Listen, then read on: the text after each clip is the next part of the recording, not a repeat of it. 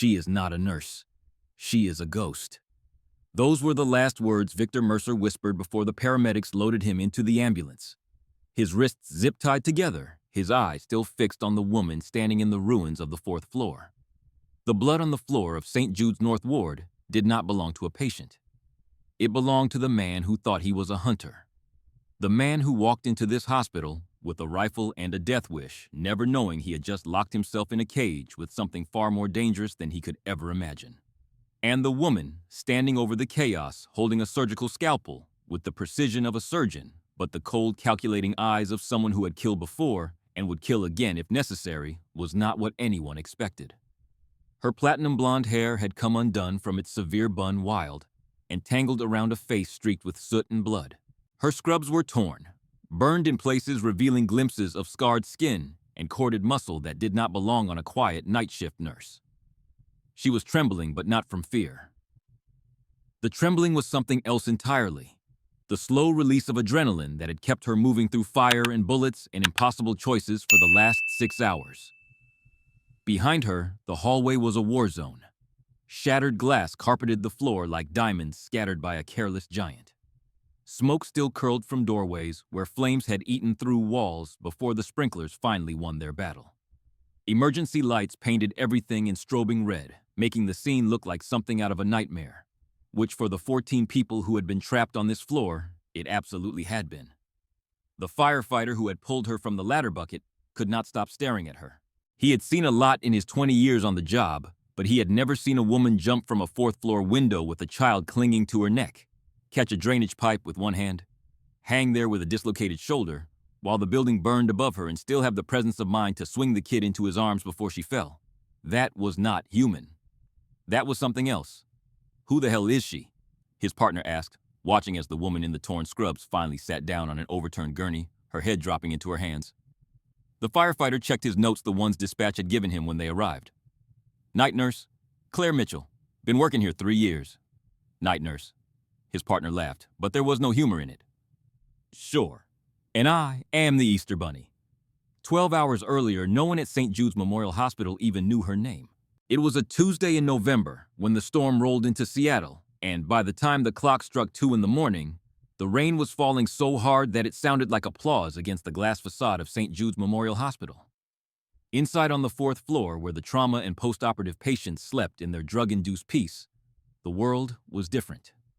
Quieter.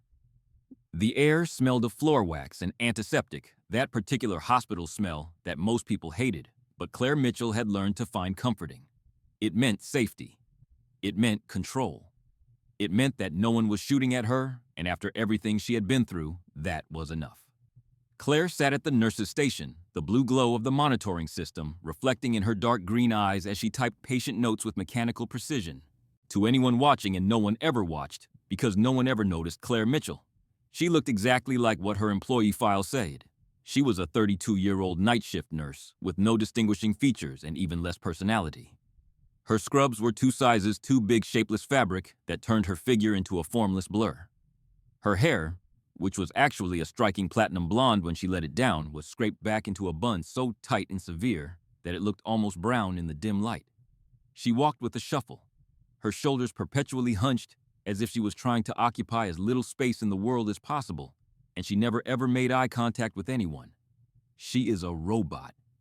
"I swear," whispered Becky Collins, a 23-year-old nurse fresh out of school who spent more time scrolling through TikTok than checking on patients. Becky was everything Claire was not. Loud social always in the middle of the gossip. She sat at the other end of the desk, her phone illuminating her face as she complained to no one in particular. I asked her what she did this weekend, and you know what she said? Laundry. Just laundry. Who does laundry for 48 hours straight? It is weird. Dr. James Hartwell did not even look up from the charts he was reviewing. The lead trauma surgeon on call was 52 years old. Silver-streaked hair, perfectly styled even at this ungodly hour. And he carried himself with the kind of arrogance that came from decades of being the best and knowing it. He had just finished a 6-hour vascular repair on a gunshot victim from downtown, and he was running on caffeine ego and something else that he kept in a flask in his locker, but never talked about. "As long as she preps the meds correctly, Sarah, I do not care if she stares at a wall for her days off." Just keep her away from the families. She has the bedside manner of a wet mop. Claire heard every word. She always did. But she did not react, did not flinch, did not show any sign that the casual cruelty had landed. She just kept typing, her fingers moving with the kind of muscle memory that came from years of practice, while her eyes continued to sweep the hallway in a pattern that had nothing to do with nursing and everything to do with something else entirely. In the break room locker behind her, hidden in a garment bag that no one had ever seen her open, hung a dress. It was crimson red, fitted with a plunging neckline that would have made Becky Collins's jaw drop to the floor. Claire had worn it earlier that evening to a charity gala for the Children's Hospital Foundation, where she had been the anonymous donor who funded their new pediatric wing. No one at St. Jude's knew that Claire Mitchell existed in that world, the world of champagne and silk and quiet generosity. That Claire was locked away just like the dress hidden behind a mask that she'd worn for so long it sometimes felt more real than her actual face. But some things could not be hidden completely. When a meal tray crashed in the cafeteria 3 floors down, the sound traveling up through the ventilation system like a distant gunshot, Becky jumped and spilled her coffee. Dr. Hartwell cursed and dropped his pen. But Claire did not flinch. Instead, her weight shifted almost imperceptibly to the balls of her feet. Her eyes darted to the 3 exits she had memorized on her first day, and her right hand moved 2 inches closer to the surgical scissors sitting in the cup by her keyboard. It was automatic. It was instinct. It was the kind of thing that happened when you had spent years in places where loud noises meant death was coming, and the only people who survived were the ones who moved first and thought later. No one noticed. No one ever did. That was the point. The patients on the 4th floor slept the heavy, dreamless sleep of the heavily medicated, which meant that Claire's rounds were quiet and uneventful, just the way she liked them.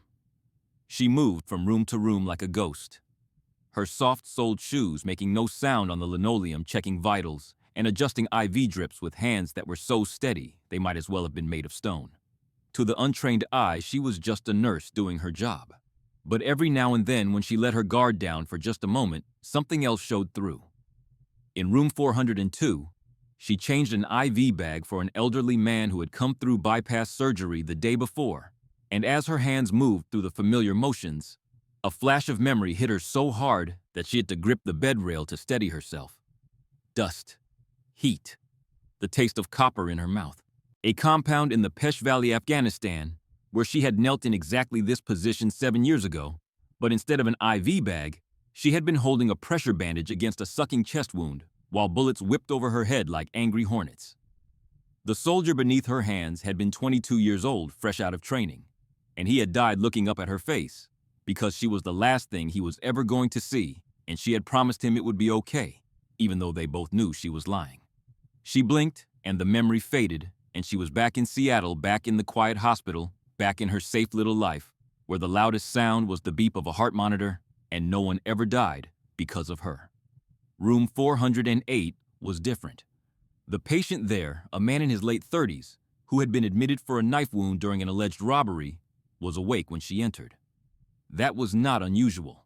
Some patients had trouble sleeping even with the good drugs. What was unusual was the way he was lying in the bed. His body positioned so that he faced the door, his back pressed against the wall, his eyes open and alert despite the medication that should have had him drooling on his pillow. Claire recognized that position. It was called hunter's rest, the way soldiers slept in hostile territory when they needed to be ready to fight the moment they opened their eyes. Their gazes met across the dim room, and for a long moment neither of them spoke. Claire saw the recognition in his eyes the same way she was sure he saw it in hers. This man was not a robbery victim. She did not know what he was, but she knew what he was not. Perimeter secure, Sergeant. He asked, his voice a low murmur that would not carry past the doorway. Claire felt ice slide down her spine. She had not been called that in 7 years. I am just a nurse, she said, keeping her voice flat, her face blank. Sure you are. The man smiled, and it was not a friendly expression. And I am just a robbery victim. We are all just what our paperwork says we are. She left without another word, but she made a mental note to check his file more carefully when she got back to the station. Ryan Shaw, room 408. Something about him did not add up, and in Claire's experience, things that did not add up had a tendency to explode at the worst possible moment. The supply closet was her last stop, and as she inventoried the medications and bandages with automatic efficiency, her mind cataloged other things entirely. The fire extinguisher by the door, 7 pounds of steel that could crush a skull if swung with enough force. The IV poles in the corner, 6 feet of aluminum that could be used as a staff or a spear. The surgical scissors in her pocket, short-range, silent, lethal, if you knew where to cut. She was not planning to use any of these things. She was not planning anything at all. But Staff Sergeant Claire Mitchell had learned a long time ago that the difference between the living and the dead was often nothing more than preparation and paranoia, and she had enough of both to last several lifetimes. Outside the window, lightning split the sky, and for just a moment, Claire's reflection stared back at her from the rain-streaked glass. In the flash of white light, she looked like a different person entirely. Dangerous. Alert. Ready for war. Then the darkness returned and the mask slid back into place, and she was just Claire, the night nurse again. Invisible and unremarkable, and exactly where she wanted to be. The sound that changed everything did not come from a patient's room, or a fallen tray, or any of the usual hospital noises that Claire had learned to tune out. It came from the elevator bank at the end of the corridor, and the moment she heard it, every cell in her body went from sleep to combat in the space of a single heartbeat. It was a metallic sound. A distinctive clack slide that she had heard 1,000 times in 1,000 different places. The sound of a rifle bolt being pulled back and released, chambering around and making the weapon ready to kill. She was in the utility room near the elevators, a small closet full of cleaning supplies and trash bins where she'd gone to dispose of some biohazard waste. The door was almost closed, leaving just a crack of light from the hallway, and Claire pressed herself against the wall and held her breath and waited. The elevator doors opened with a cheerful ding that seemed obscene given what stepped out of them.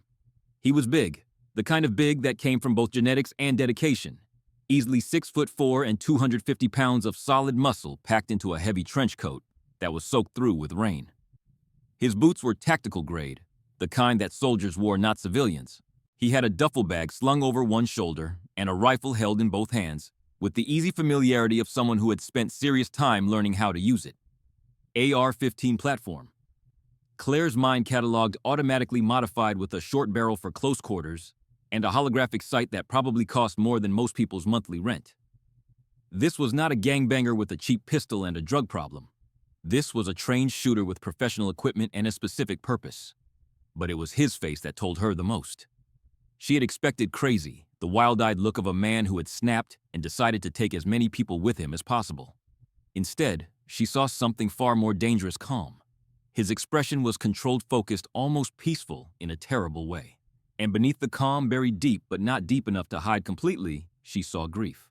The bone-deep, soul-crushing grief of someone who had lost everything that mattered and no longer cared what happened to him as a result. He walked past her hiding spot without a second glance, his eyes fixed on the nurse's station at the end of the hall, where Becky was still scrolling through her phone and Dr. Hartwell was still reviewing his charts. And neither of them had any idea that death was walking toward them with military precision and a 30-round magazine. Claire looked at her wrist. The watch there was not an Apple Watch or any of the smart devices that her colleagues wore. It was a battered old G-Shock that she had carried through 3 deployments and refused to replace, despite the scratches and dents that covered its face. 2:14 a.m. She touched her pocket, feeling for her phone, then remembered that she had left it at the desk when she went to take out the trash. Unarmed, no communication, trapped in a dead-end utility room with a wolf walking into a pen full of sheep. She could stay hidden. That would be the smart thing, the safe thing. Wait for him to pass, then slip down the back stairs and call 911 from the lobby and let the professionals handle it. She could be outside this building in 5 minutes, away from whatever nightmare was about to unfold. She looked through the crack in the door again. Becky was laughing at something on her phone, completely oblivious. Dr. Hartwell was rubbing his temples, probably thinking about the flask in his locker. The patients in their rooms were defenseless, drugged, unable to run even if someone warned them. Claire took a deep breath and made her choice. The door swung open and she stumbled out into the hallway, deliberately knocking over the trash bins with a clatter that echoed off the walls like a gunshot. The man spun around instantly, the rifle snapping toward her with trained precision, and Claire threw her hands up and let her whole body transform. Her spine curved into a hunch. Her face crumpled into an expression of pure abject terror. Her voice came out as a high-pitched wail that sounded nothing like her. "Please do not shoot. Oh God, please, I am just the cleaning lady. Please do not hurt me."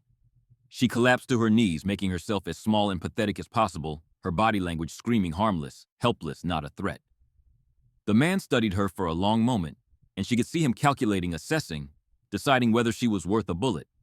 She kept her head down, let the tears flow, made herself into exactly what he expected to see, a terrified middle-aged woman who had been in the wrong place at the wrong time. "Get up," he said, finally, his voice flat and hard. "Walk to the desk with the others. Keep your hands where I can see them." Claire scrambled to her feet, keeping up the performance as she shuffled past him toward the nurse's station. But as she passed, she let her eyes do what her body could not. Counting the magazine pouches on his tactical vest, noting the secondary weapon on his hip, measuring the distance between them, and calculating exactly how many moves it would take to get that rifle away from him if she needed to. 3 moves, she decided. Maybe 4 if he was as well trained as he looked. She filed the information away and kept moving. Behind her, she heard him follow, his boots heavy on the floor. The hunt had begun, but the wolf did not know that he was not the only predator in this building. The scream that came from Becky Collins when she finally looked up from her phone and saw the armed man walking toward her was the kind of sound that Claire hoped she would never hear again, though experience had taught her that hope was a luxury she could not afford. It was primal raw, the sound of a young woman whose entire worldview had just been shattered by the sudden intrusion of violence into what should have been the safest place on Earth. "Nobody movie." The gunman's voice boomed through the corridor like thunder, and Claire watched as her colleagues reacted exactly the way untrained civilians always did when confronted with a weapon. They froze. Dr. Hartwell's charts fell from his hands, papers scattering across the floor like leaves in a storm. Becky's phone slipped from numb fingers and cracked against the linoleum, the screen going dark. Even the hum of the medical equipment seemed to quiet, as if the machines themselves understood that something terrible was happening. The man moved with purposeful efficiency, kicking a rubber wedge under the double doors that led to the waiting room, jamming them shut with a permanence that made Claire's stomach clench. He was sealing the floor, cutting off escape routes. This was not a random act of violence. This was a planned operation with specific objectives, and that made him infinitely more dangerous than a simple madman would have been. Hands on the desk. Now, he raised the rifle, and Claire saw his finger move from the guard to the trigger in a motion that spoke of familiarity and training. Becky was crying now. Great heaving sobs that shook her whole body, and Dr. Hartwell had gone the color of old paper, his legendary composure crumbling like a sandcastle in a hurricane.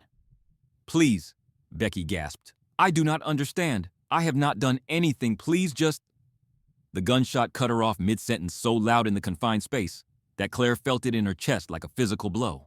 But he had not shot Becky.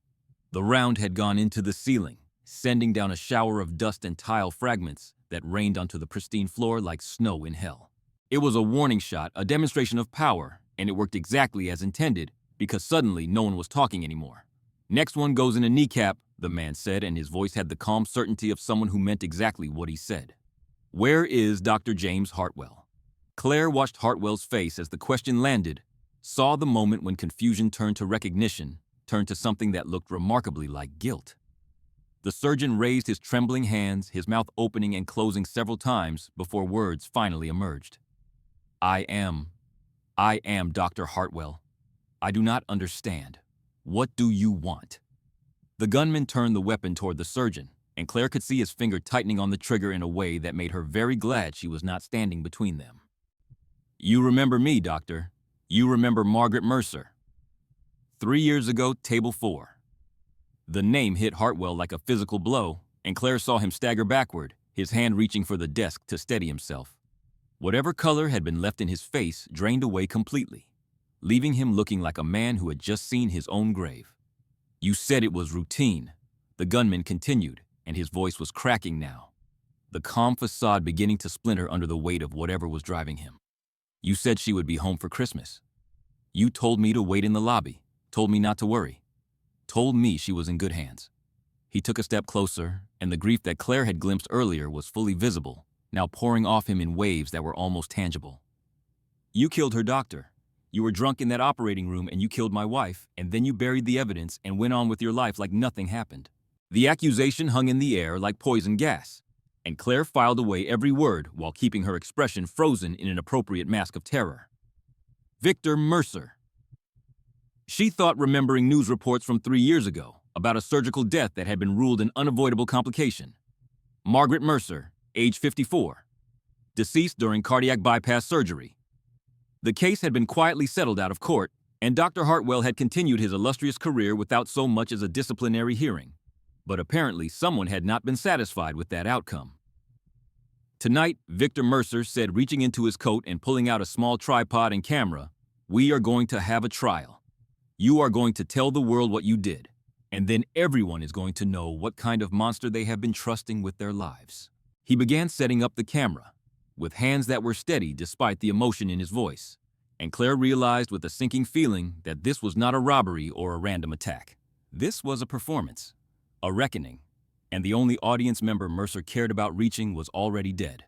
The next 30 minutes were a masterclass in controlled chaos, and Claire used every second of them to gather information while maintaining her disguise as a terrified cleaning lady who had simply been in the wrong place at the wrong time.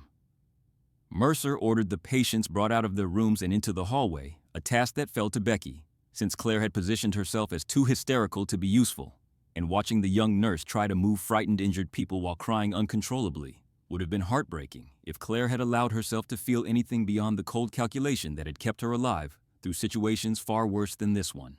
14 hostages in total when the count was finally done.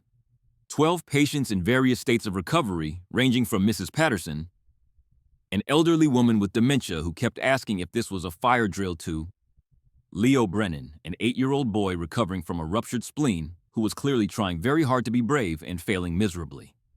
Add Becky and Dr. Hartwell to the mix, and you had a group of people who were completely dependent on Claire doing something to get them out of this alive, even though none of them knew that she was capable of doing anything at all. She counted the exits while helping an elderly man into a wheelchair, her hands gentle, even as her eyes cataloged the tactical situation. Main door blocked by Mercer's wedge. Stairwell access locked from this side key, probably at the nurse's station.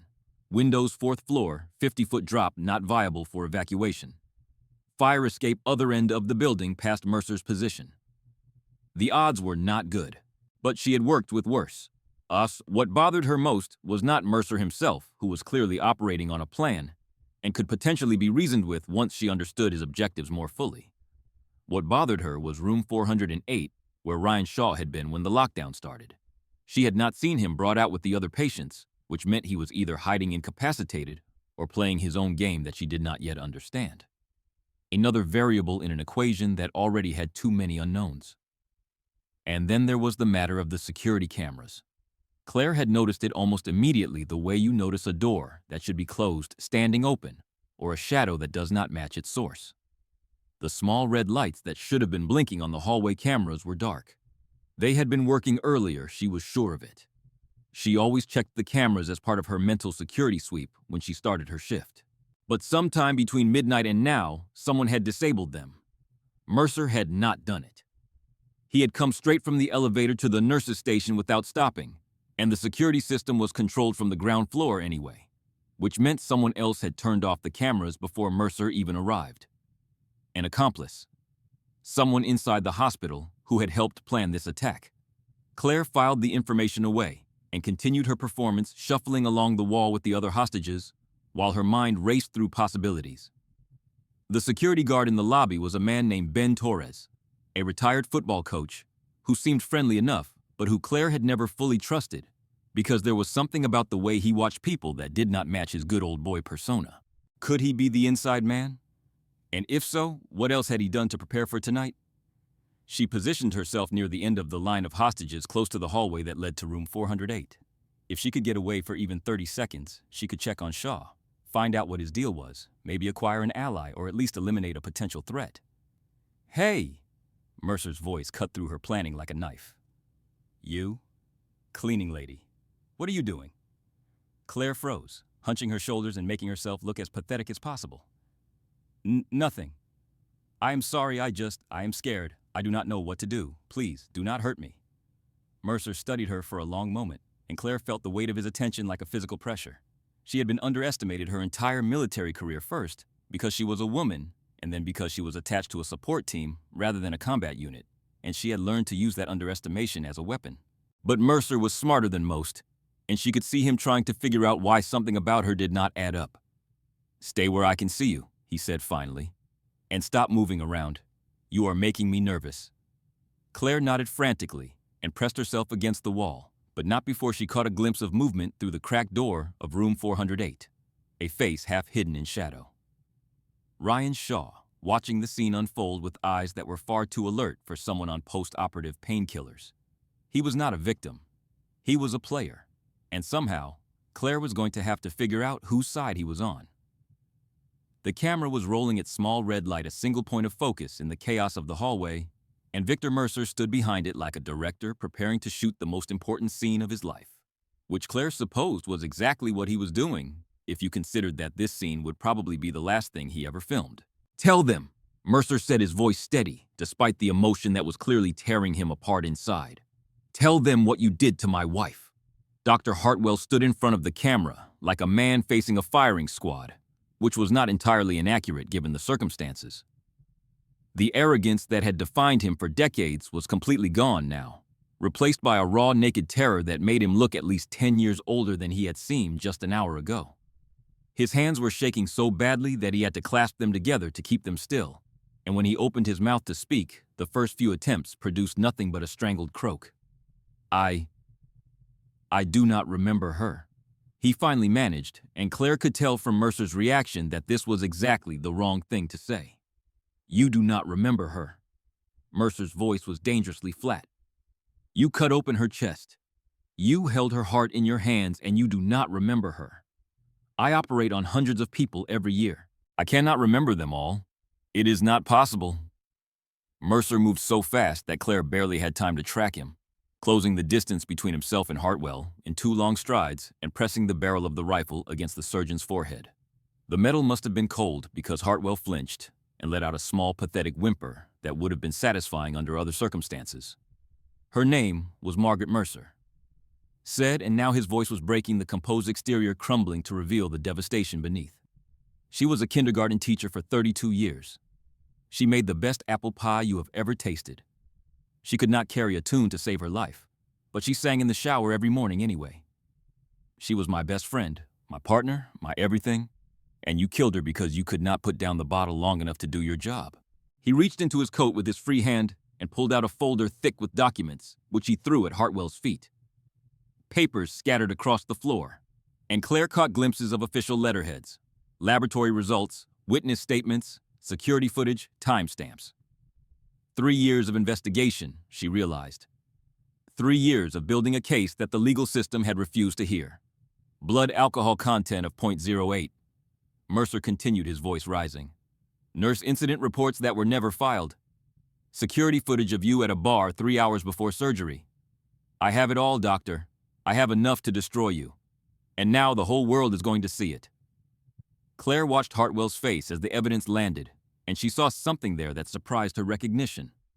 Not confusion or denial or outrage at false accusations, but the sick, guilty recognition of a man who knew exactly what he had done and had spent 3 years trying to pretend otherwise.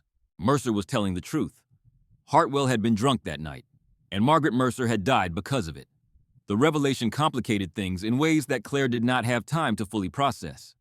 She had been operating under the assumption that Mercer was a deranged man who needed to be stopped at all costs, but now she had to factor in the possibility that he was a grieving widower who had been denied justice by a system that protected the wealthy and powerful at the expense of ordinary people. That did not make taking hostages okay, but it did change the moral calculus in ways that made her uncomfortable. She shifted her position slightly, using the distraction of Mercer's confrontation to palm the surgical scissors from her waistband and hide them in her hand. Whatever happened next, she wanted to be ready. "I am sorry," Hartwell whispered, and the words seemed to shock everyone, including himself. "God help me, I am sorry. I did not mean... I thought I was sober enough. I thought... You thought." Mercer laughed, and it was the most broken sound Claire had ever heard.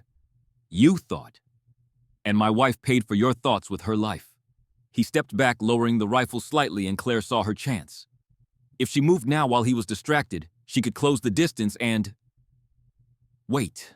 Mercer's head snapped toward her and Claire froze mid-motion. "You. The quiet one." She looked up, forcing her expression back into terrified bewilderment. "Me, I have been looking at staff records for 3 years. Mercer said, slowly studying her face with an intensity that made her skin crawl. I know everyone who was on shift that night. You were not on the official schedule, but you were here.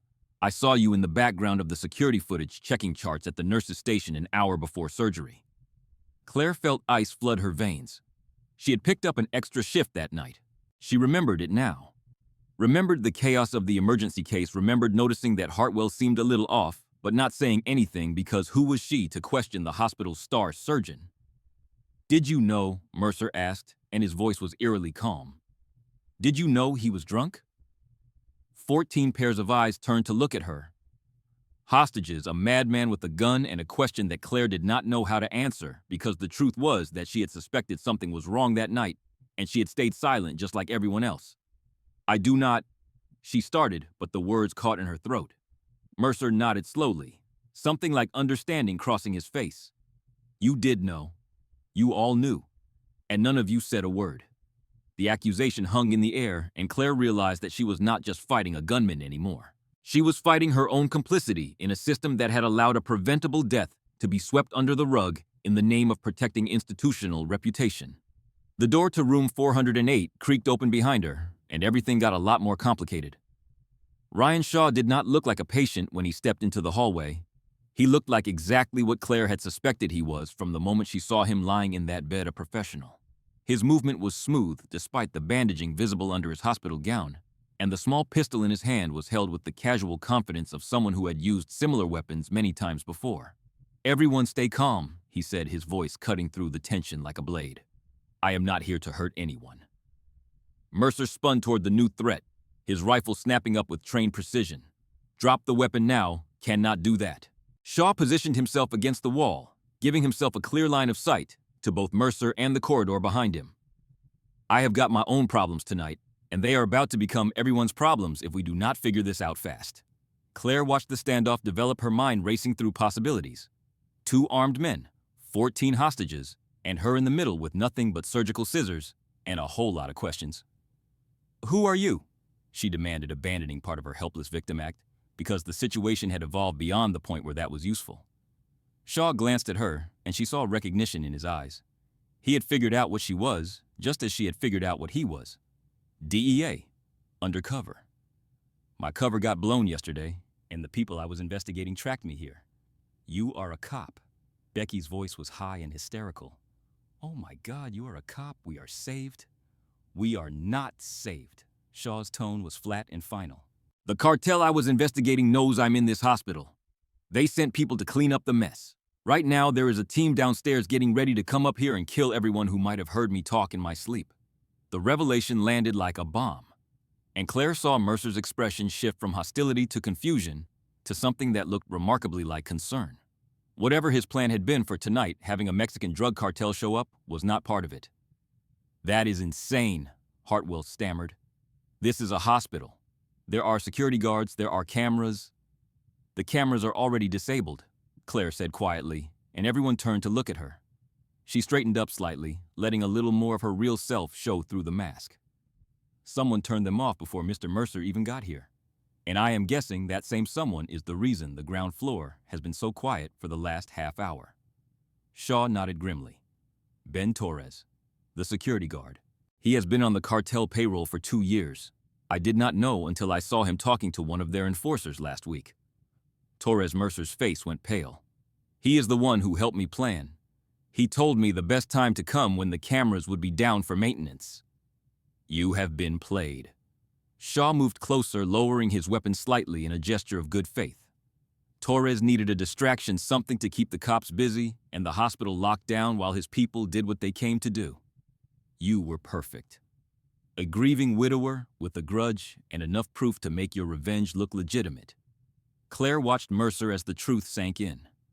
The man had thought he was orchestrating justice, a final reckoning for the doctor who had killed his wife.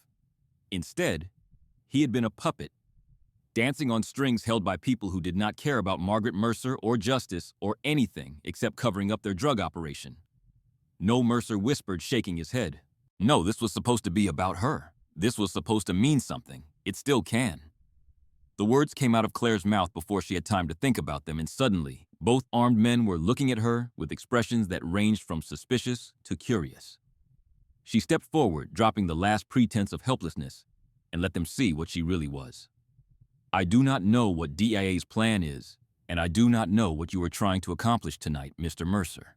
But there are 14 innocent people in this hallway who are going to die if we do not start working together right now.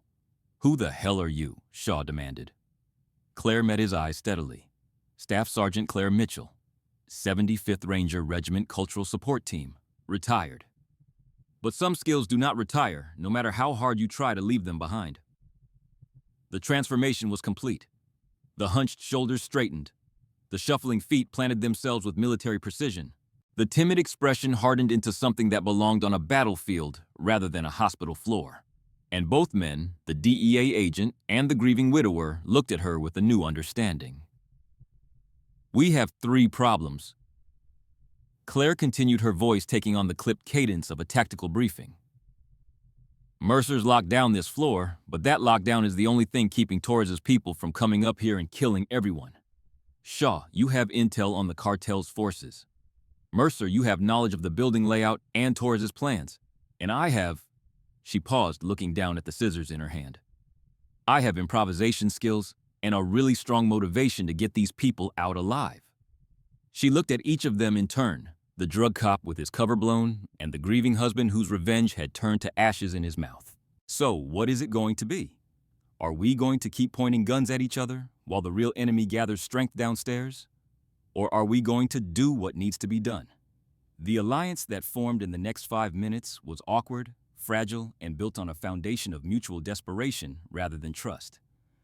But it was an alliance which was more than Claire had expected when the night began, with her hiding in a utility closet and watching a gunman walk past. Shaw provided the intel. Torres had brought at least 4 men into the hospital professionals, with cartel connections and no compunctions about civilian casualties. They had been staging in the basement, waiting for the right moment to move, using Mercer's hostage situation as cover for their own operation.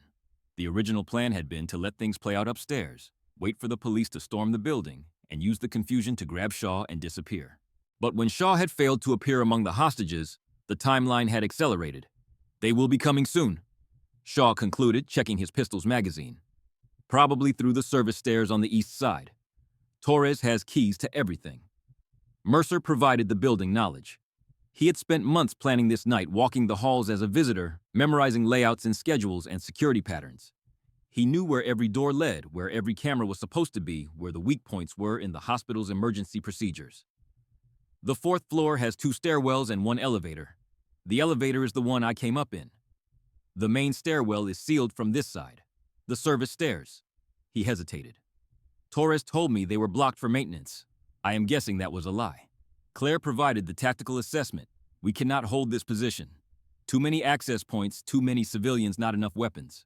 We need to move the hostages somewhere defensible and then deal with the threat. Move them where Becky demanded, her voice shrill with fear. We are trapped up here, the pharmacy, Claire said. End of the west wing. 1 entrance, reinforced door, no windows. It is designed to be secure against theft. Should hold against a small assault team for at least a few minutes. A few minutes is not enough, Shaw objected. We need backup. We need to get a message to the cops outside. The phones are dead. Mercer looked guilty. Torres told me he would handle communications. I thought he meant jamming the cells. I did not know. He cut the landlines, Claire finished. And there is a signal blocker somewhere on this floor. I have not been able to get any bars since this started. She thought for a moment. The hospital has a backup communication system. Emergency radio in the security office on the 2nd floor.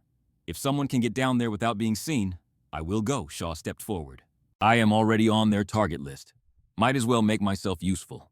You are wounded, Claire pointed out. And they know your face. They know everyone's face now. Torres has been feeding them information for months. Shaw shrugged, a gesture that made him wince as it pulled at his bandages. At least I know how to shoot back. Before they could debate further, the lights flickered. Once, twice, then died, completely plunging the hallway into darkness that was broken only by the dim glow of emergency exit signs. The hostages screamed a chorus of terror that echoed off the walls and made Claire's tactical situation roughly 1,000 times worse. They are cutting the power, she said, reaching for the wall to orient herself. They are coming. Now. The emergency lights kicked in a moment later, weak and red and utterly insufficient for what was about to happen. In the hellish glow, Claire saw shapes moving at the far end of the hallway. Dark figures emerging from the stairwell that Mercer had thought was blocked. Torres's men had arrived, and they were not interested in negotiation. The first gunshot came from the service stairs, a sharp crack that was immediately followed by another and another, the sounds overlapping into a continuous roar of violence that turned the hospital hallway into a war zone. Claire grabbed the nearest hostage, an elderly man who was too shocked to move, and dragged him behind the nurse's station while bullets tore through the space where he had been standing. "Move!" she screamed, all pretense abandoned now. Everyone to the west wing. Now chaos erupted. Patients who could walk were running, stumbling, falling over each other in their desperation to escape.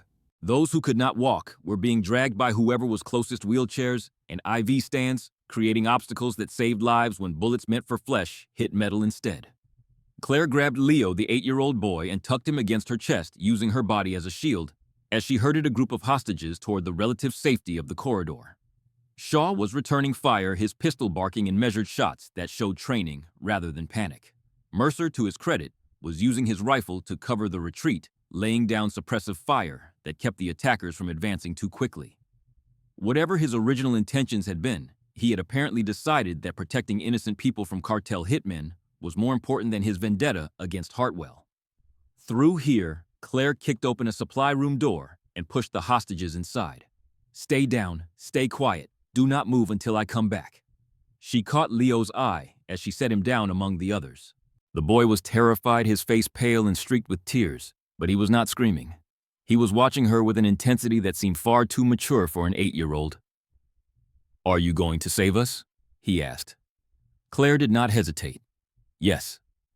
She closed the door and turned back toward the sounds of gunfire. The hallway was a nightmare. Emergency lights cast everything in bloody red, making it impossible to distinguish friend from foe without careful attention. Bodies were moving in all directions, some running toward safety and others advancing with lethal purpose. Claire spotted Torres among the attackers. The friendly security guard transformed into something cold and predatory, directing his men with hand signals that spoke of military training. "She is military," Torres shouted, pointing directly at Claire. "Take her out first." The world narrowed to a tunnel of focus, and Staff Sergeant Claire Mitchell stopped thinking about hospital rules and civilian propriety and all the reasons she had spent 3 years hiding who she really was. She picked up a fallen IV pole 6 feet of aluminum that felt as natural in her hands as the weapons she had trained with for years, and went to work. The first attacker did not see her coming. He was focused on Shaw, trying to line up a shot, and by the time he registered the movement in his peripheral vision, Claire had already swung the pole into his temple, with enough force to drop him like a marionette with cut strings. She caught his weapon as he fell, a compact submachine gun that she checked and cleared with automatic efficiency, and then she was moving again. "Mercer," she called out. "Cover the east corridor. Shaw with me." They moved like they had trained together, which they had not, but combat had a way of creating bonds that transcended formal introduction. Shaw flanked left while Claire went right, and between them they created a crossfire that forced Torres's remaining men to take cover. "Fall back!" Torres screamed, his confident demeanor cracking as his simple cleanup operation turned into something far more complicated. "Fall back to the stairs."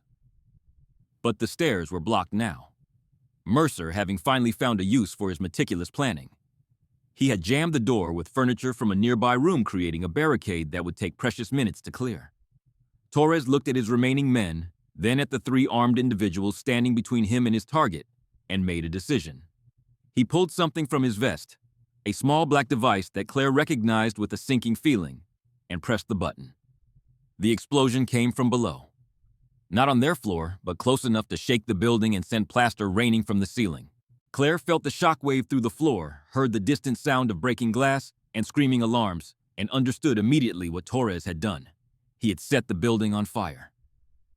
"He is going to burn us out," Shaw said, his voice tight with controlled fear. "If he cannot get to me, he is going to make sure no one survives to testify." Claire looked at the smoke beginning to curl up from the ventilation grates, at the hostages huddled in their makeshift shelter, at the men who were supposed to be her enemies but had somehow become her allies in the last 30 minutes. The tactical situation had just gone from bad to catastrophic. Change of plans, she said, and her voice was calm despite the terror clawing at her chest. We are not defending anymore. We are evacuating, and we are doing it through fire if we have to. She looked at Mercer, who had started this night wanting to destroy Dr. Hartwell and was now standing shoulder to shoulder with the same people he had taken hostage. You know this building. What is our best path out? Mercer's face was streaked with soot and something that might have been tears. The west wing leads to a secondary fire escape, but if Torres set charges in the basement, it might be blocked. Then we find another way. Claire grabbed the submachine gun strap and slung it over her shoulder. No one dies tonight. Not the patients, not the staff, not even you.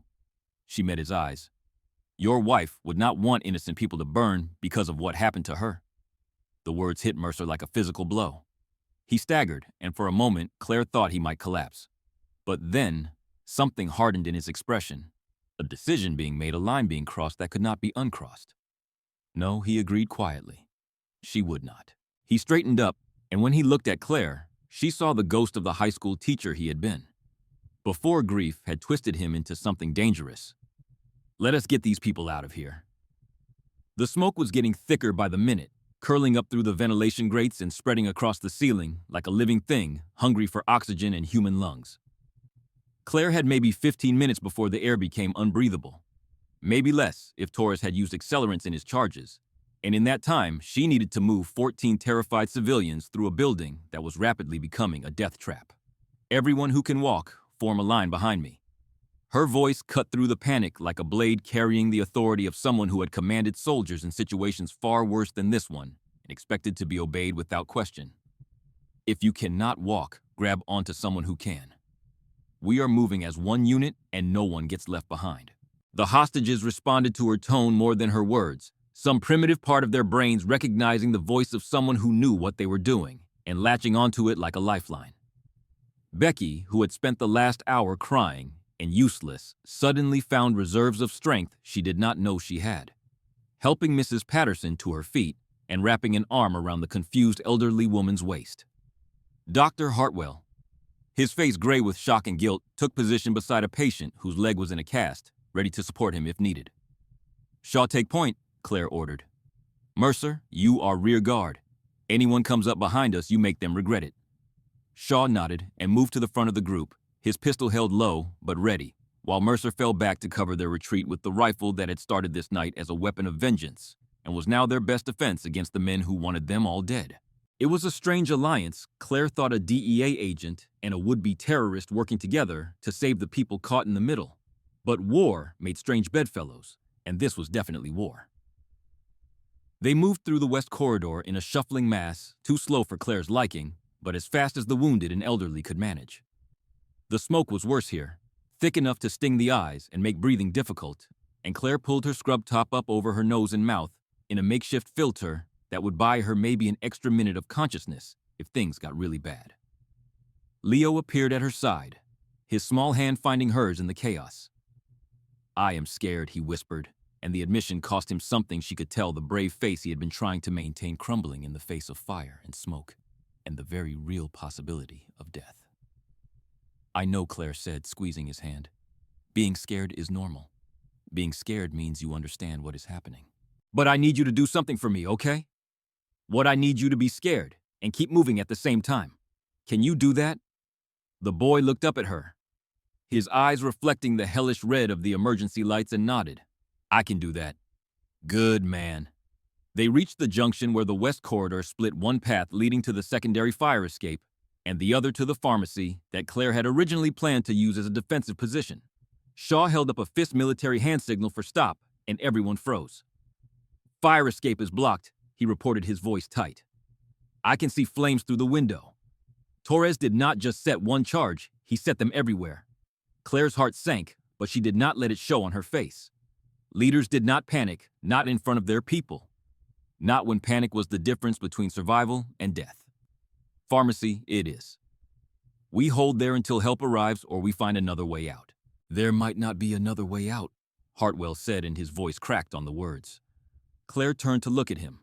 This man who had started the night as an arrogant surgeon and was now just another terrified human being facing his own mortality. There is always another way out, Doctor. You just have to be willing to do whatever it takes to find it. She pushed past him and led the group toward the pharmacy, the sound of flames growing louder behind them. The pharmacy was exactly as Claire remembered it from her security assessments. A reinforced room with one entrance designed to keep thieves out, but serving equally well to keep fire and bullets at bay. She herded the hostages inside, counting heads as they passed, making sure no one had been lost in the chaos of the evacuation. 13. She had started with 14. "Where is Leo?" she demanded, spinning around to scan the corridor.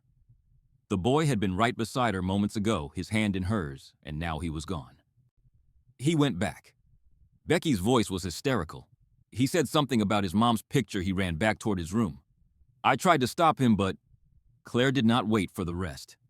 She was already running, plunging back into the smoke-filled corridor without a moment's hesitation, because she had made a promise to that boy, and Claire Mitchell did not break her promises. Not ever. Not for anyone. The fire had spread faster than she expected. What had been a few curls of smoke was now a wall of flames blocking the path to the patient rooms, the heat so intense that she could feel it blistering her skin from 10 feet away. But Leo was somewhere on the other side of that wall, an 8-year-old boy who had gone back for a photograph of his mother. And Claire had seen enough children die in her life to know that she would rather burn than add another to the list. She grabbed a fire extinguisher from the wall and a blanket from a supply cart. Soaking the blanket in the water from a broken sprinkler head that was putting out more spray than actual firefighting capacity. She wrapped the wet fabric around her head and shoulders, took 3 deep breaths of the cleanest air she could find, and then she ran straight into the flames. The heat was indescribable. It was not just hot, it was a physical force pressing against her from all sides, trying to drive her back, trying to convince her that what she was doing was impossible. Her scrubs began to smolder. Her lungs screamed for air that was not poisoned with smoke. Every instinct she had was telling her to turn around to save herself, to let the boy go because he was already dead, and all she would accomplish by continuing was adding her own body to the count. She kept running. The corridor seemed to stretch forever, the flames creating an illusion of distance that her rational mind knew was false, but her terrified animal brain could not ignore. She counted doors as she passed them. 401, 402, 403, each one a landmark that told her she was making progress even when it felt like she was running in place. The fire extinguisher was empty now. Useless weight that she dropped without slowing down, and the blanket was starting to burn. She could feel the heat penetrating the wet fabric and reaching for her skin. Room 410. Leo's room. The door was closed, which was good because it meant the fire had not reached inside yet, but there was smoke pouring from the gap at the bottom, which meant she had minutes at most before the room became unsurvivable.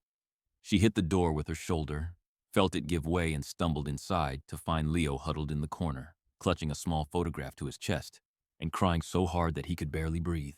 The window behind him was intact, a rectangle of darkness that showed the rain still falling outside, and Claire realized that this was their only way out.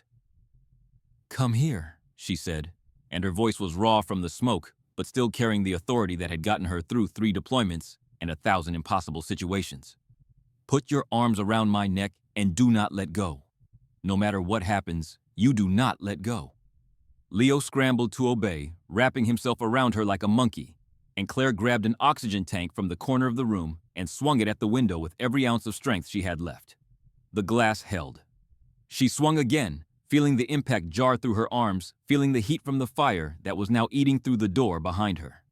The glass cracked. One more swing. One more effort. Everything she had. The window exploded outward and the storm rushed in to meet them. The view from the 4th floor window was both terrifying and beautiful. A panorama of flashing police lights and fire trucks, and hundreds of people gathered below all of them, looking up at the burning building with expressions that Claire could not see, but could easily imagine. Rain lashed against her face, cold and sharp, and wonderfully clean after the poisoned air she'd been breathing.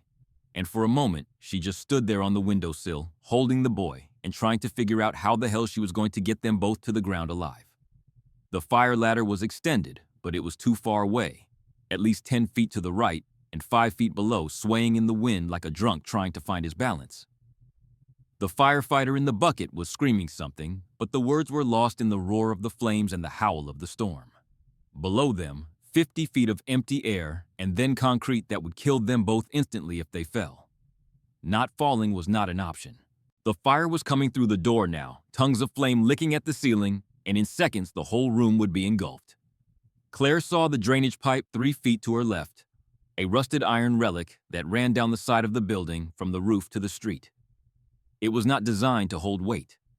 It might not be anchored properly.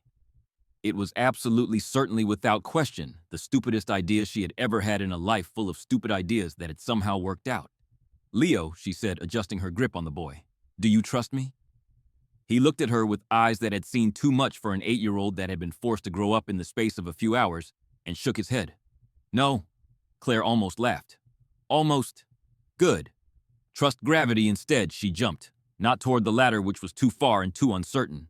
She jumped toward the pipe, launching herself sideways off the windowsill, with the boy clinging to her neck and nothing but faith and desperation to guide her. Her right hand caught the rusted iron, and for one glorious moment, she thought she had made it, thought she had pulled off another impossible feat that would become a story she told in bars when she was old and drunk and looking for attention. Then the wet metal slipped through her fingers. She fell clawing at the pipe with her free hand, while her other arm clutched Leo to her chest, her fingernails tearing against the rust and the rain and the absolute indifference of gravity. Her hand caught a bracket, a small metal fixture that had been installed decades ago to hold the pipe in place, and the sudden stop nearly dislocated her shoulder. Actually, it did dislocate her shoulder. She felt the pop and the explosion of pain that followed, but she did not let go because letting go meant dropping the boy, and she had promised him she would save him. She was dangling 40 feet above the ground now, one arm useless and screaming with pain, the other wrapped around a child who was sobbing into her neck, and the fire was roaring out of the window above her, a cascade of flame that painted the night orange and red, and reminded her of every nightmare she had ever had about burning alive. "Take him!" she screamed at the firefighter, who was desperately trying to maneuver the ladder closer. "Take the boy." She swung her body, using momentum she did not think she had left, pushing through the agony in her shoulder to create enough arc to close the distance. Leo, reach for him. Reach." The boy understood. God bless him, the kid understood exactly what she was asking him to do, and he unwrapped one arm from her neck and stretched toward the firefighter with everything he had. Their fingers touched. The firefighter lunged, grabbing Leo's wrist with both hands, and pulled him into the bucket with the strength born of desperation and training, and the absolute refusal to let a child die on his watch. Leo was safe. Claire swung back toward the pipe, her good hand reaching for something, anything to hold on to. Her palms slammed against wet metal. Her fingers slipped, and then she was falling again, tumbling through the rain and the darkness, and she thought about the red dress in her locker and the life she had never really lived, and all the things she would never get to do now that gravity had finally won. She fell one story before her boot caught on an air conditioning unit bracket, the impact spinning her around and slamming her body against the brick wall hard enough to knock what little breath she had left right out of her lungs. But she was still alive, still conscious, and her good hand found the metal grate of the AC unit and held on with a grip that would have bent steel if steel had been unlucky enough to get in her way. The ladder was moving now, the firefighter lowering it toward her with desperate speed, and Claire hung there 30 feet above the ground, battered and burned and broken in at least half a dozen places, and waited for salvation to arrive. "I have got you," the firefighter shouted as the bucket finally came within reach. "Let go. I have got you." Claire let go. She collapsed into the bucket, a heap of torn scrubs and burned skin and absolute exhaustion, and the only words she could manage were, "The boy, he is safe." "You saved him." Claire closed her eyes and the world went away. The scene on the ground was chaos, organized into something resembling order emergency personnel swarming around the burning building, while police held back the crowds of onlookers who had gathered to witness the disaster. Claire was loaded onto a stretcher and rushed toward an ambulance, but not before she caught glimpses of the aftermath of the night's events unfolding around her. Victor Mercer was in handcuffs being led toward a police car by officers who looked almost apologetic as they performed their duty. He had not tried to run when the firefighters broke through to the 4th floor. Instead, he had been found helping Mrs. Patterson down the stairs, the elderly woman who had reminded him of his mother, supporting her weight with arms that were shaking from exhaustion and smoke inhalation. The rifle that had started the night as a weapon of terror had been abandoned somewhere in the chaos, forgotten in favor of more important work. The video Claire heard him say to one of the officers, "Make sure someone saves the video. The people deserve to know what really happened to my wife."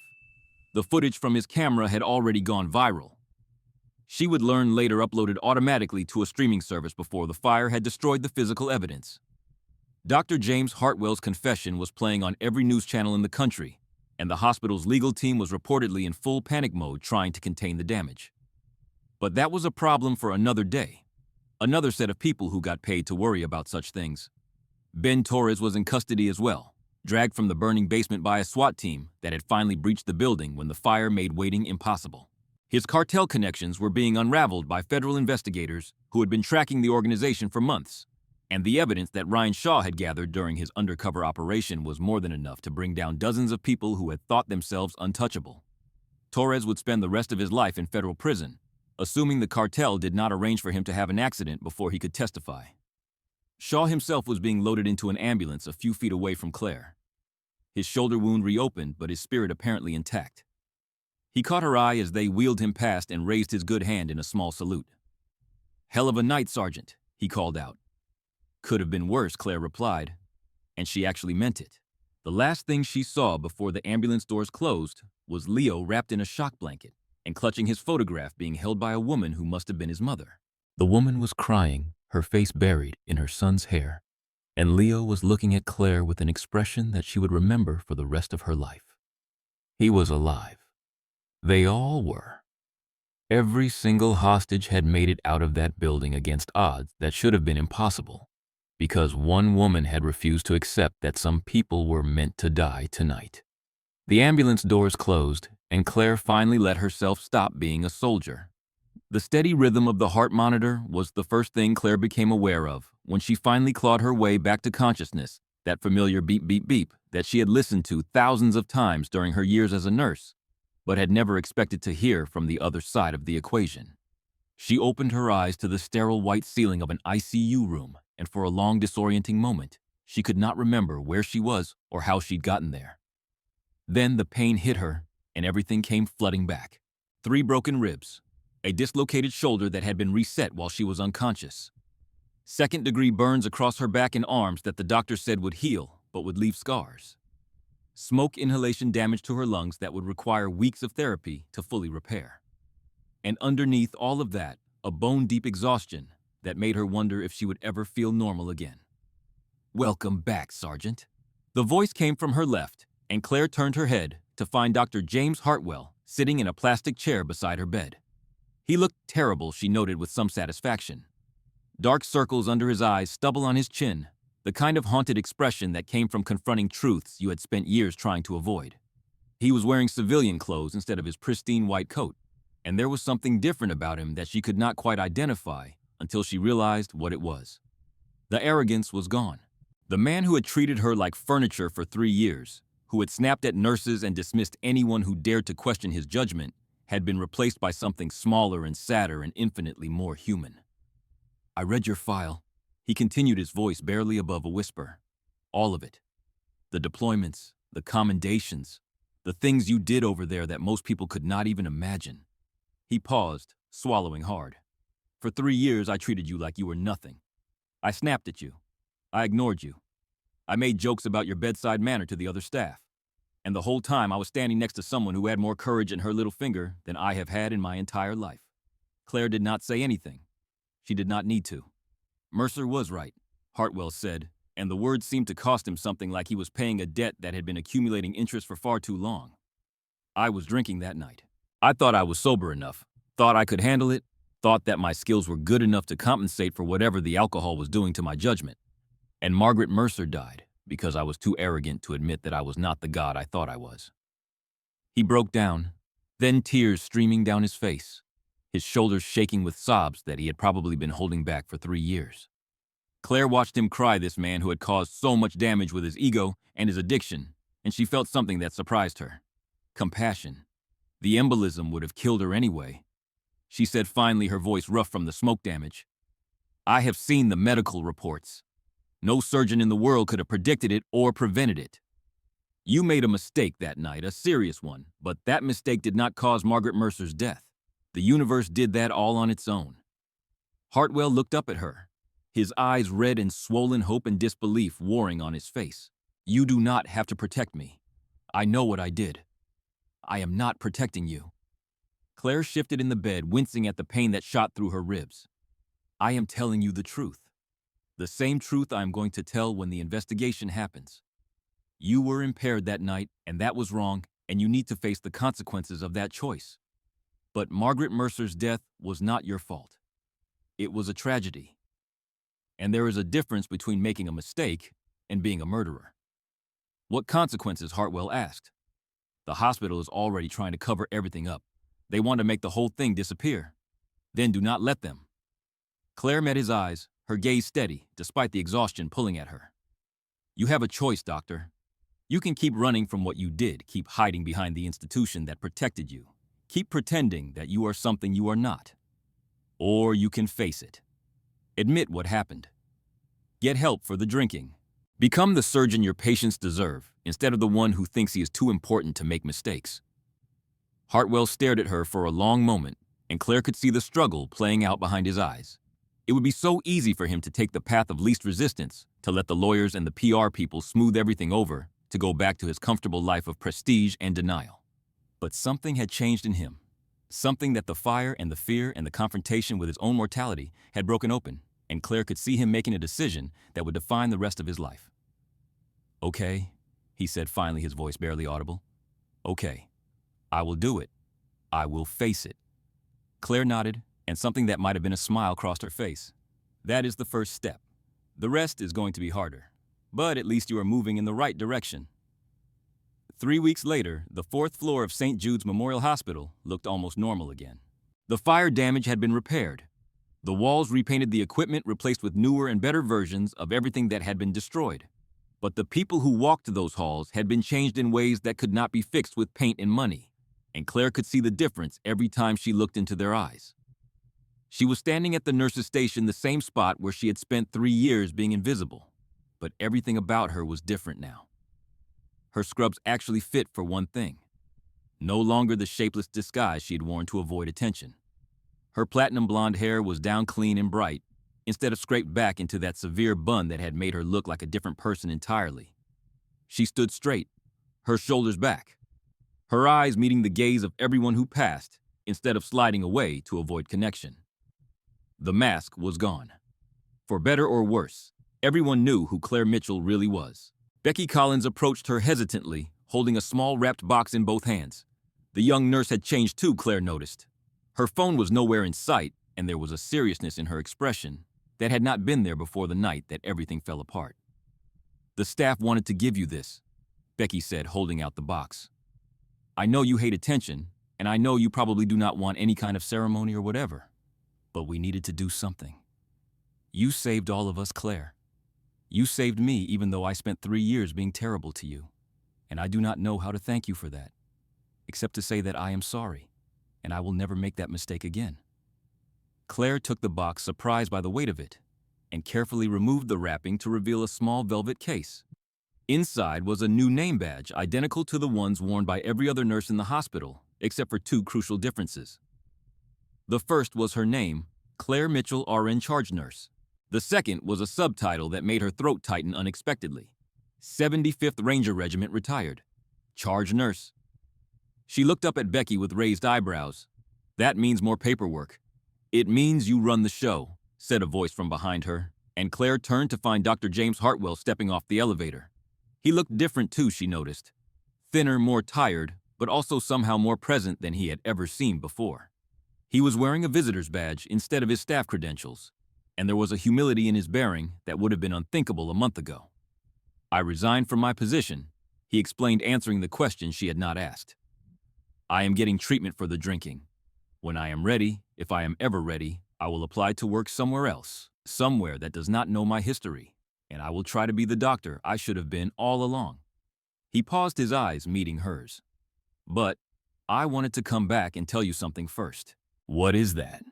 Thank you. The words were simple, but they carried the weight of everything that had happened between them. You saved my life in that fire. And then you saved something more important.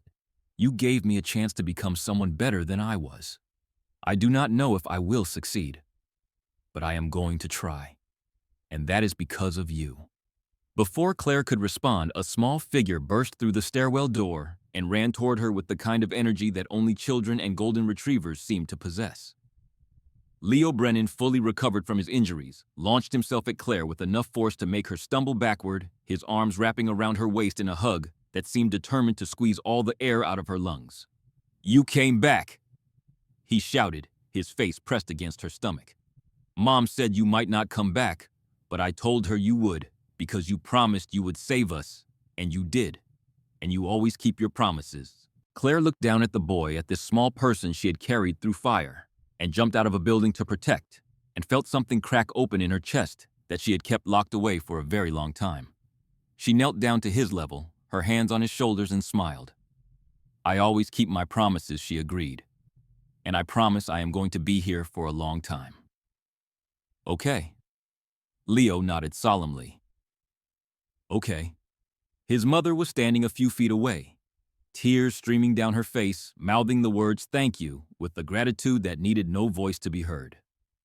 Claire nodded at her, a simple acknowledgement of the bond that had been forged between them, and then turned back to the nurse's station. The red dress was still in her locker, but she did not need to hide it anymore. Did not need to pretend that the woman who wore silk and champagne and funded hospital wings was somehow separate from the woman who worked the night shift and changed IV bags and saved lives when everything went to hell. They were the same person. They had always been the same person. And it was time for the rest of the world to see that. She clipped the new badge to her scrubs and looked at her team, the nurses and doctors, and support staff who had survived the worst night of their lives together. They were not just co-workers anymore. They were something more. Something forged in fire and terror and the shared experience of facing death and choosing to fight back. "All right," Claire said, her voice carrying the calm authority of someone who had earned the right to lead. "Show is over.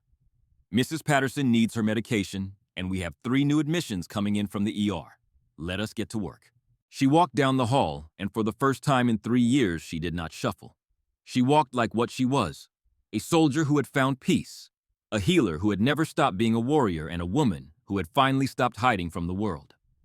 Claire Mitchell's story spread across the news for a few weeks, and then faded away, replaced by the next crisis, and the next hero, and the endless cycle of tragedy and triumph that defines human existence. But the people who were there that night, the ones who had been saved by a woman they had never bothered to notice, carried the memory with them for the rest of their lives. Victor Mercer pleaded guilty to assault and weapons charges, receiving a reduced sentence in exchange for his testimony against Ben Torres and his cooperation with the investigation into hospital oversight failures. He served 18 months in a minimum security facility and spent his time there writing letters to the families of other patients who had been harmed by institutional negligence, offering them the evidence he had gathered and the connections he had made during his 3-year quest for justice. When he was released, he did not return to teaching. Instead, he started a foundation in his wife's name that provided legal resources to families who could not afford to fight the powers that had failed them. Dr. James Hartwell completed his treatment and eventually returned to medicine, not as a star surgeon, but as a volunteer physician at a free clinic in one of Seattle's poorest neighborhoods. He never operated again, but he found that he could help people in other ways that did not require the ego and the pressure and the temptation to believe that he was somehow above the rules that governed ordinary mortals. He kept a photograph of Margaret Mercer on his desk, a reminder of the cost of arrogance and the importance of humility. And Claire Mitchell continued working the night shift at St. Jude's Memorial Hospital because that was where she belonged and where she could do the most good. She was a charge nurse now, respected and visible, but she still moved through the halls with the quiet efficiency of someone who understood that the real heroes rarely made the headlines. Sometimes late at night, when the ward was quiet and the patients were sleeping, she would stand at the window and watch the city lights and think about all the invisible warriors out there, the people who carried secret strengths and hidden scars, and the knowledge that they were capable of extraordinary things if the moment ever demanded it. The story of the night nurse who was an Army Ranger became a legend at St. Jude's, told to new staff members and wide-eyed nursing students, as proof that you could never really know what someone was capable of just by looking at them. And every time Claire heard the story being passed along, embellished and exaggerated with each retelling. She would smile and say nothing and go back to checking vitals and changing IV bags. Because that was the thing about quiet warriors. They did not need recognition. They did not need applause. They just needed to know that when the moment came, when everything fell apart, and ordinary people needed someone extraordinary to save them, they would be ready. And Claire Mitchell was always ready. And that, my friends, is the incredible true story of the night nurse who turned out to be so much more than anyone ever imagined. It is a story that reminds us that heroes do not always wear capes or uniforms. Sometimes they wear faded scrubs and comfortable shoes. Sometimes they blend into the background so completely that we forget they are even there. And sometimes when the world catches fire and everything seems lost, they step out of the shadows and show us what they are truly made of. Think about that for a moment. Think about the people you pass every single day without a second glance. The quiet coworker who never speaks up in meetings. The tired cashier who scans your groceries without making eye contact. The night shift worker who is gone before the sun comes up. What battles are they fighting that you will never know about? What strength are they hiding behind their ordinary masks? What would they be capable of if the moment demanded everything they had to give?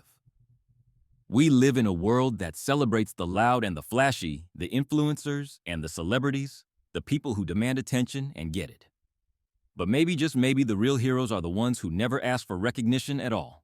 The ones who do their jobs quietly and competently and never expect a single word of thanks. The ones who would run into a burning building to save a stranger, not because anyone is watching, but because that is simply who they are. So here is my challenge to you. The next time you see someone who seems invisible, someone who fades into the background, someone who everyone else overlooks and ignores, take a moment to really see them. Say hello. Ask them how their day is going. You might just be talking to someone extraordinary. You might just be standing next to a giant and not even know it. If this story moved you, if it made you think, if it reminded you that courage comes in all shapes and sizes, I am asking you to do 3 simple things. First, hit that like button. It sounds small, but it helps more people discover stories like this one. Stories that matter. Stories that remind us what human beings are capable of when we choose to be brave. Second, subscribe to this channel and turn on notifications so you never miss another incredible story. And third, share this video with someone who needs to hear it. Share it with the quiet warrior in your life who never gets the recognition they deserve. Share it with someone who might be struggling and needs to be reminded that strength is not about how much noise you make, but about what you are willing to do when the lights go out and the fear sets in. We have a new story dropping next week about a deep-sea welder who discovered something at the bottom of the Mariana Trench that the government tried to bury for 50 years. Trust me, you do not want to miss that one. Until then, I want to leave you with one final question, and I really want you to think about this one. If everything fell apart tomorrow, if you found yourself in an impossible situation where people were counting on you to save them, what would you do? Would you run and hide? Or would you discover that you had been a quiet warrior all along, just waiting for the moment to prove it? Think about it, and remember, the person who saves the day might just be the one nobody ever bothered to notice. Take care of yourselves and each other, and I will see you in the next one.